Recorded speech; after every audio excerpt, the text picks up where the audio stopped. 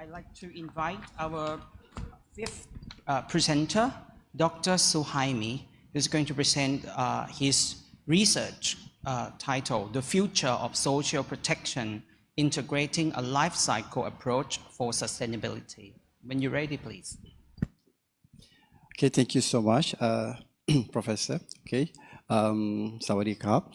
So, okay, I will be sharing about a future of social protection, integrating a life cycle approach for sustainability. Yeah, but before that, I would like to express my grateful and thankful to NIDA for inviting me for this session, and I feel so honored to be lined up together with these professors, in this session. So this topic is actually not so much about my research, but actually my observation and my studies, okay, about the social protection. I think it's a big challenge for me to be the last, panel for this session, because I think part of this discussion has been covered by the previous, what we call the speakers. So,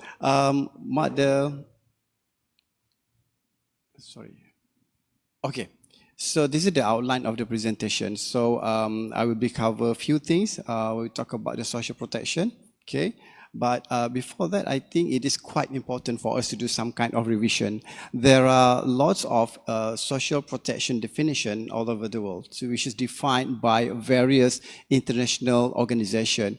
But I think maybe we can focus on International Labour Organization definition when we talk about social protection, which is the set of public measures that the society provides for the members to protect them against economic and social distress caused by the absence of a substantial reduction of income from work as a result of various contingencies, which is many reasons and many factors. For example, like sickness, maternity, employment injury, unemployment, invalidity, old age, death, and of the breadwinner, and the provision of health care and the provision of the benefits for families with children.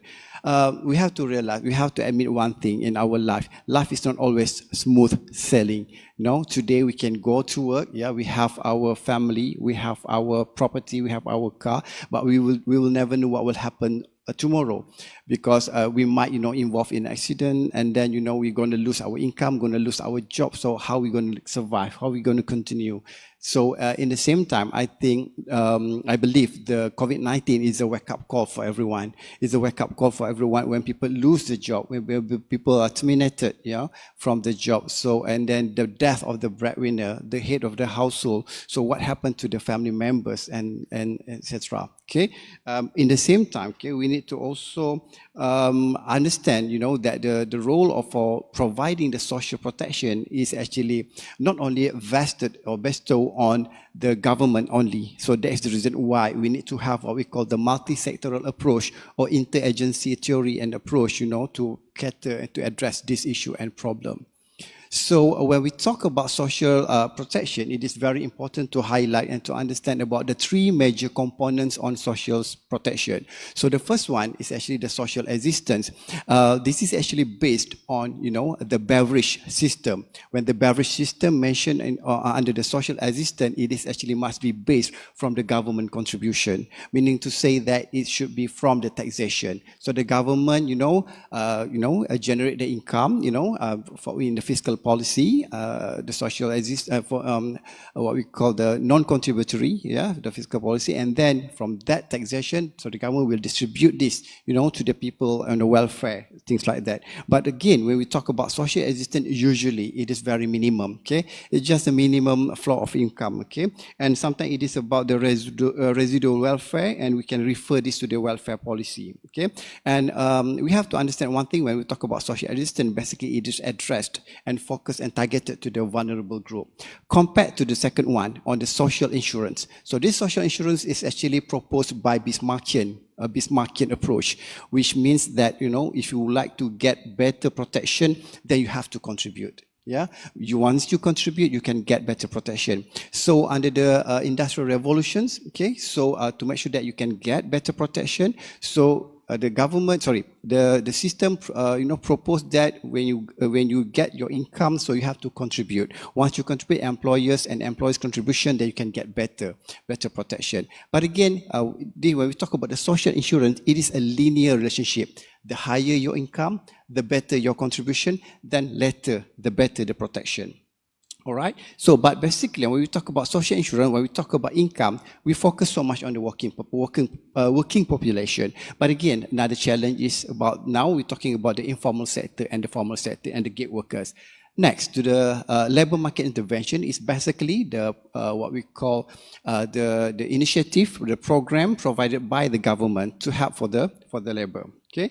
So next, when we talk about social protection, it is very, very close relation with the, the SDG, Sustainable Development Goals. Yeah.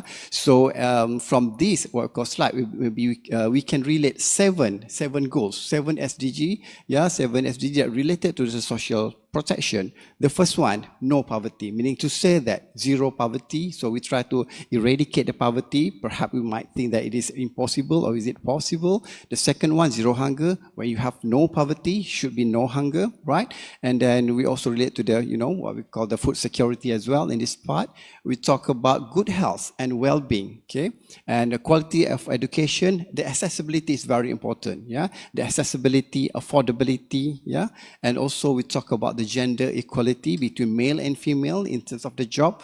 Okay, and then the decent work and the economic growth, and also to reduce the inequality. When we talk about this, I think to materialize this effort, so that's the reason why most of the countries over the world, we have to do some kind of, monitoring basis. So we have to come up with the SDG report every year. Okay, I think Japan has reading with the, the attainment from the SDG report is number 18. Okay? Congratulations to Japan. But compared to the Southeast Asia region, we should congratulate to Thailand, because Thailand ranked as number 45. Yeah, China is 68. Indonesia and Malaysia, we are very close, Prof. Indonesia 78 and Malaysia 79. Right. So, but again, this is very important to highlight this issue. Okay. Now, where are we now when we talk about social protection? I'm trying to look into this issue from the global perspective.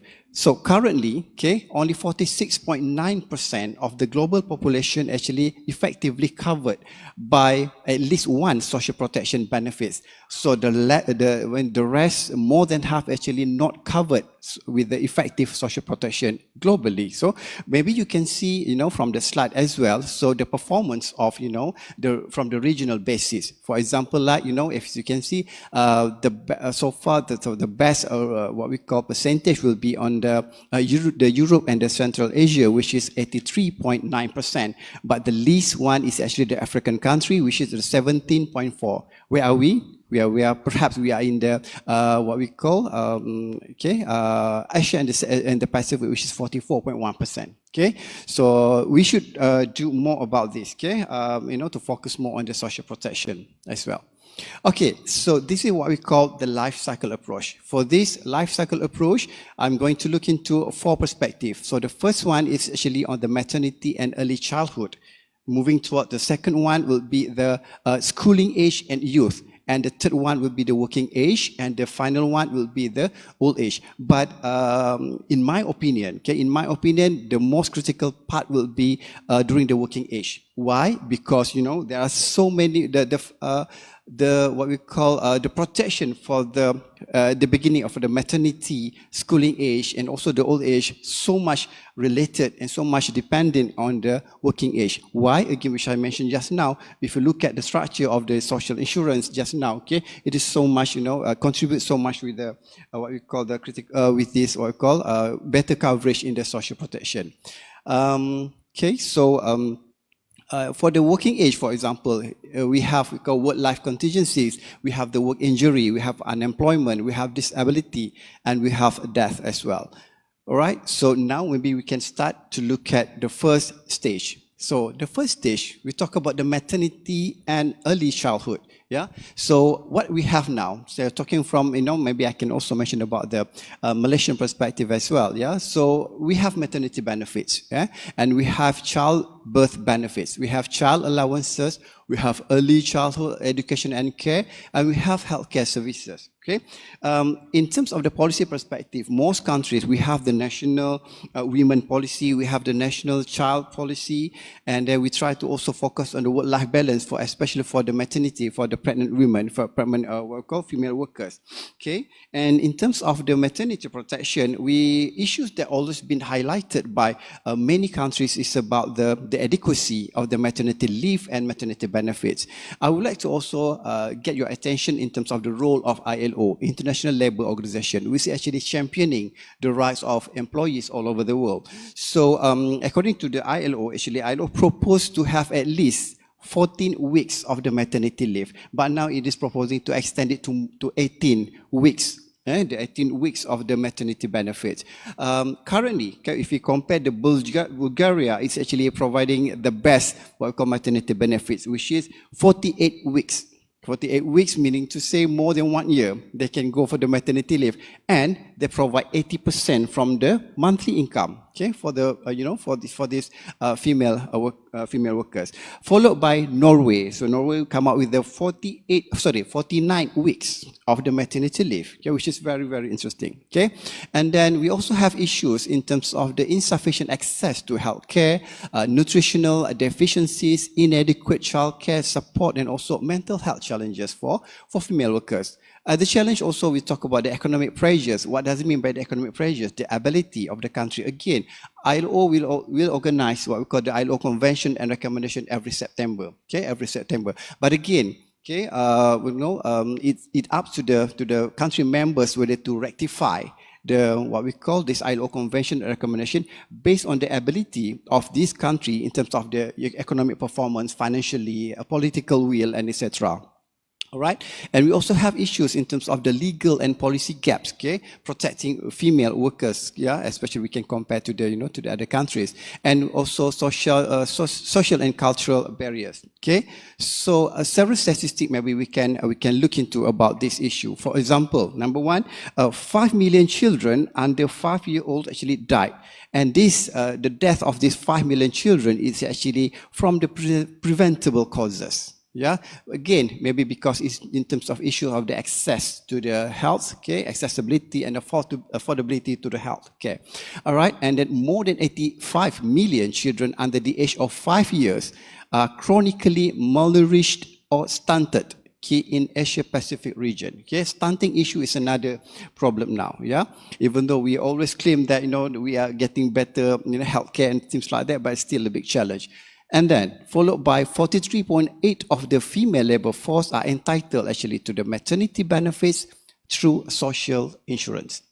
Now we move to the second stage, okay, of the schooling age and youth. So currently, the protection that are available, basically, we have the free or subsidized education. But again, when we talk about free and subsidized education, sometimes it depends on the country itself, whether you want to go for free or subsidized education. School meal programs, scholarships and grants, youth employment program, and special needs support for the, special child. Okay, special children. Okay, the issues that they're faced by the in the global challenge, actually access to quality and higher learning education, inadequate social safety nets, okay, health and nutrition challenges, violence and exploitation, mental health and emotional well-being. So the biggest challenge is the child labor and economic exploitation. Remember what I shared with you before. The critical part will be in the working age, because sometimes the death of the breadwinner or the loss of income of the breadwinner can cause the accessibility and affordability of children to access for the education.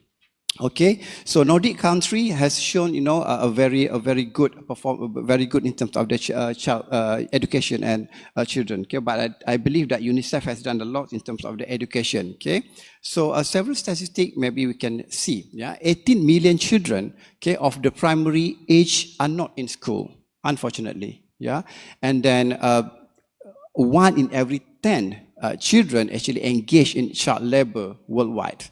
Okay, it's very alarming. And then nearly 20 million births are not attended by skilled health personnel. Okay, and then 160 million children were engaged in child labor, which is 63 million girls and 97 millions are boys.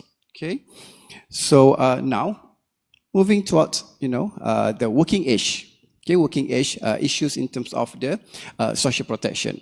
So the first one, okay, the protection that available for working population will be the employment benefits. Okay, and then we have also the unemployment benefits, which is one of the biggest challenge for many underdeveloped countries, especially. Yeah, and then we have disability benefits. Okay, we have health insurance, maternity and paternity benefits, job training and employment services, income support, family and child care benefits. What are the issues that we face? We have inadequate social insurance coverage. Why? Because social insurance coverage only focus on the working population. If you have the employers, formal employment, unfortunately for those who are involved in the informal sector, is another story, right? So in Malaysia, for example, we now introduce what we call the voluntary contribution to the social insurance. But again, it is still a voluntary approach. So it's subject to you whether you have the what we call financial capability, you have awareness, you want to contribute to the social insurance. Okay, and then income inequality and wage protection. Okay, and then we have health and safety at work, insecurity in the informal economy.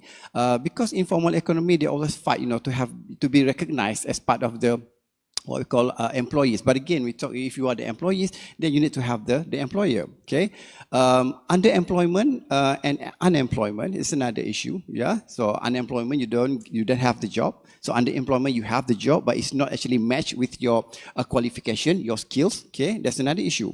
Gender inequality in the workplace. Okay, so the challenge that we face is aging workforce and pension system challenges. So this is what we discussed just now, right? Okay, and then the impact of automation and technological change, and also inadequate social safety net and economic shock and crisis response. So, which I mentioned just now, COVID-19 is a wake-up call. It's a wake-up call for the countries. But again, when we talk about, I would like to get your attention in terms of the impact of automation and technological change. Okay, because perhaps to certain ways, the robot, the machine can replace human being. Yeah. So in some countries, in the United States, for example, they started to come up with the robot tax.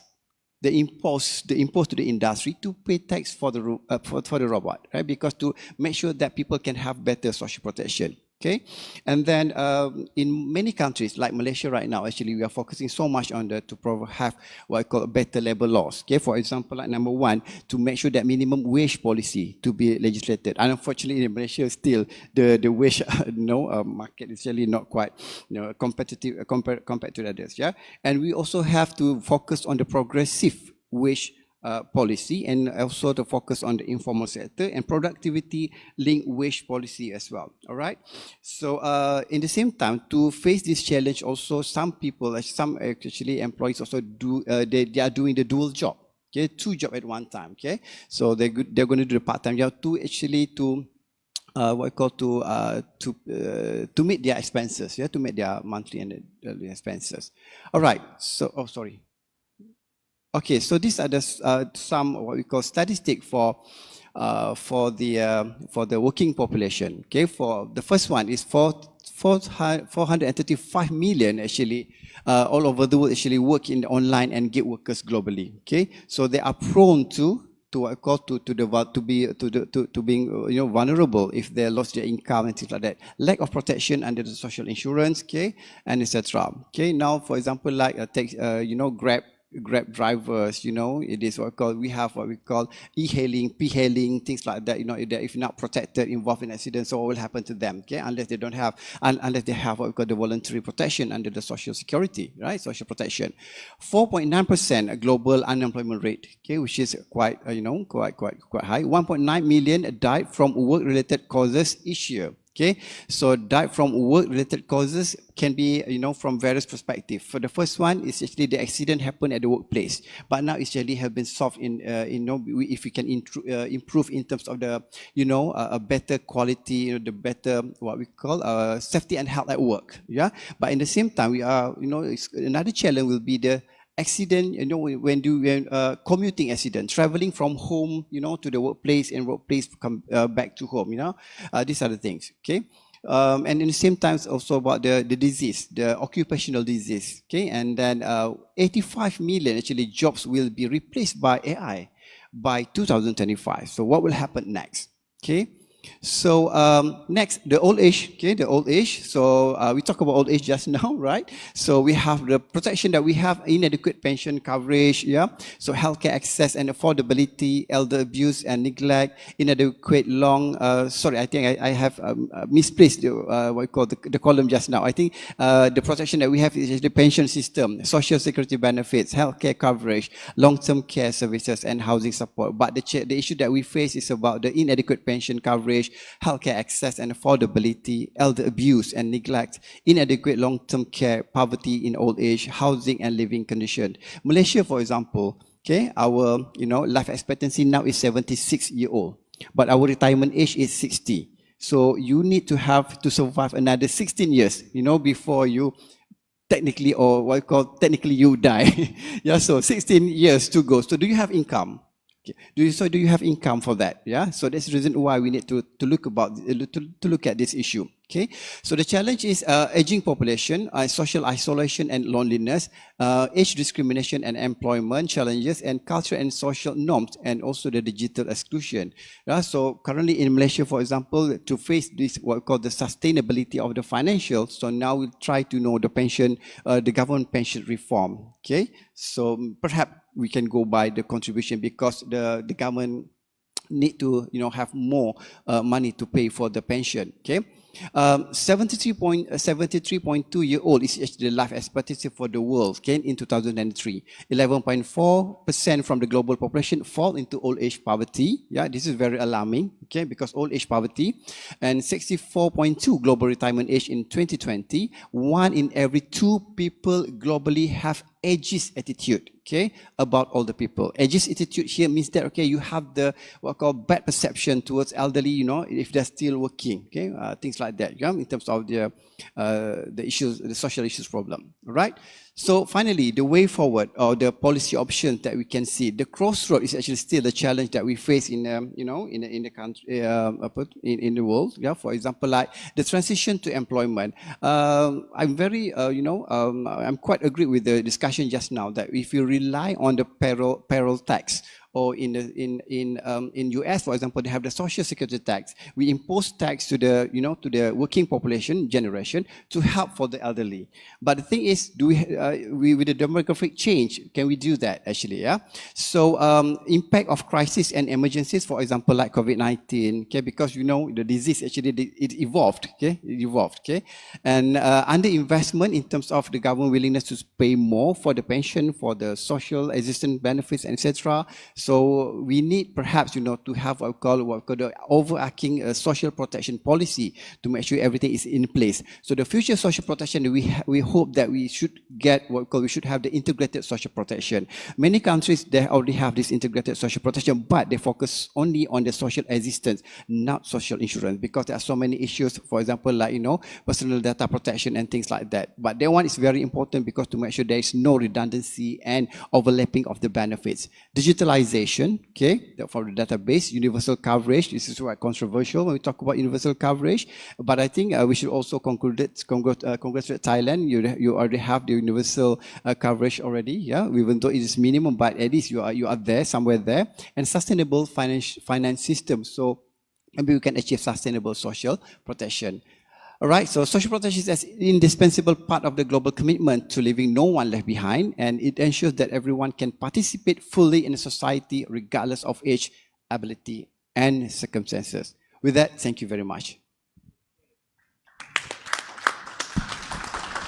Okay, thank you very much, Dr. Suhaimi, for a thoughtful presentation. And also, we have, I think we all agree that all countries need to take a closer look at the issues of social protection. And also, we have seen quite an alarming figures. For example, 1 in 2 have the ageist attitude.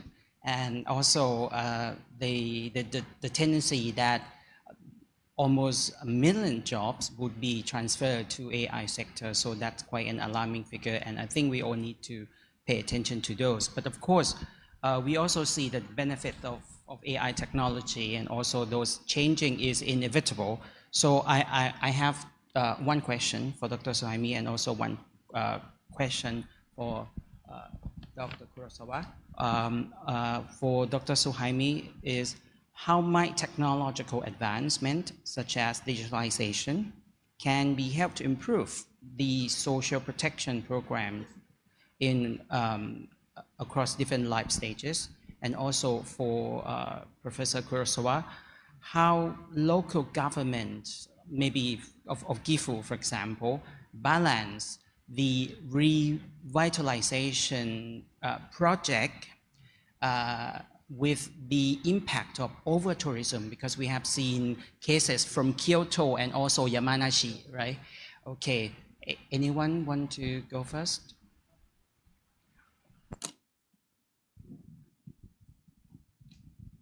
So then I will answer the question about the over-tourism. That is a very severe problem in Japan, especially in Kyoto.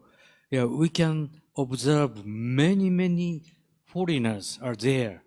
Yeah, and in case of the Gifu Prefecture, yeah, especially European visitors and American visitors more than tripled. Yeah, that's a quite eye-opening issue for them. Yeah, and unfortunately, our local government don't have any idea how to regulate the over-tourism. And my student, master's student, conducted her survey about over-tourism in Kyoto. And the conclusion is we have to learn from the UK or Spain. Yeah, especially in case of the Spain, they restrict the number of the visitors from abroad. Yeah, and our government in Kyoto decided to increase the local tax. Yeah, but it is not so effective. Yeah, so still, this is a big question. Okay, thank you so much for the question. Yeah, so if I can recap, how AI or digitalization can benefit the social protection movement and development, right? Okay, and also the sustainability. Yes, definitely. Okay, in one way, maybe we can see that AI can, can replace human being in terms of the job, but in the same time, AI and also digitalization can help social protection in the sense of, database especially. Yeah, because I did my study, the importance of database in actually minimizing and reducing the what we call the targeting error. Okay, the targeting error, and number two, in terms of redundancy and overlapping. For example, maybe I can say my study in Malaysia, for example, we have various ministries in our country, Malaysia, provide the what called social assistance program, because everybody would like to champion in terms of the poverty. And in fact, we have the federal program, if we have the state program, we have the religious bodies, what we call initiative and program, providing and try to help the poor people, but they are not actually integrated. When it is not integrated, there will be issues in terms of the social exclusion. There are certain individuals could left behind, and there could be certain people that can get a multiple benefits or the multiple what we call compensation, right, at one particular time. Once we can have what we call the good system under the database, AI or things like that, so we can reduce this to measure that by using ID, for example, so we can detect, and we can trace whether this person already what we call obtain certain benefits or things like that, which is also very important, because we would like to reduce what we call the wastage of the government monies, in terms of these benefits. So that's my answer. Thank you very much. Any? Yes, please. I have two questions to Professor Suhaimi. My pronunciation is not good. Okay. Thank you very much for introducing the concept of social protection to me. I felt really excited. It sounds like a paradise on earth. From the cradle to tomb, everything is under protection. So I have the first question is about reality. When we talk about social protection, can we imagine the fiscal capacity can hold all of these duties together? If a country or a government cannot afford all the things together at one time, is there any order? I mean, priority, the first one, the second one. I don't know the expression proper or not. That's the first one. It's about reality, social protection, the reality side. And the second one is about the dream side. Can we say that everyone from every country, they host the same dream about being protected? For example, if I am an old person, of course I'm going to become an old. Yep. Can you say that I need a kind of protection like a person the same age from India? I think it's a problem. It's a question. Maybe we host different dream, we host different imagination. So when we talk about social protections, we give a very universal and a general standard. Can it work? And sometimes we can even see, in my world, I can see a kind of potential risk. If we protect everything in order, in the same order, how about energy of the society? How about diversity? How about change? So I have two questions, the reality side and the dream side. I'm sorry if it's not that polite. I apologize firstly. Okay, no problem. Thank you so much, Prof. Okay, the first one, yes, when we talk about the fiscal capacity, this is why I mentioned just now about the underinvestment and the capability of the country, to provide a good social protection for all. So when we talk about this, the fiscal capacity, we have to understand that, this is so much related to the social assistance program, because under social assistance program, the cost is actually based from the government is from the government cost. So the government derive the money from the taxation or non-tax, income. That's for the fiscal. Yeah, come again. Oh yes, yes. So it depends. So that's the reason why if we can provide better protection by using social insurance approach, then we can reduce what we call the government or what we call burden. Okay, in terms of providing the social assistance program. So that's why I mentioned just now is another challenge. Previously, we said that we are promoting people to go for the formal sector. When you in the formal sector, you have employers, then you have joint contribution, then you can involve under the social insurance program. But now it's another challenge when we have the gig economies, the informal sector, etc. So the government need to come out with a good policy, to make sure that everybody is protected. But again, usually we hope that people are protected under the social insurance. The rest should be catered by the government under the social assistance program. Okay, so the priority for the, under this fiscal policy or the social assistance program is actually those who are actually really, really vulnerable. In Malaysia, for example, those who earn income below the poverty line income, which is 1,500 ringgit, I think about $300, if I'm not mistaken, yeah? So then you are entitled to get the social assistance program. So that will be my first question.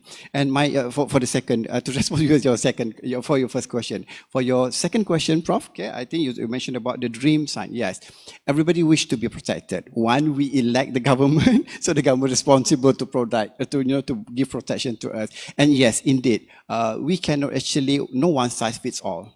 Okay, because every country, we have to compare apple to apple and orange to orange. Yeah? The protection available in the developing and less developed countries should be varied. Okay, so it depends on the capacity of the country.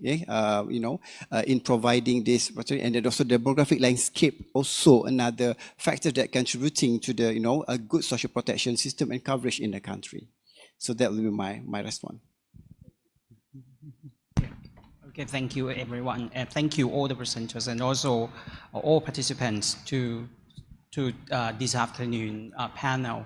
And I'm pretty sure that we all have something to take back home to ponder about.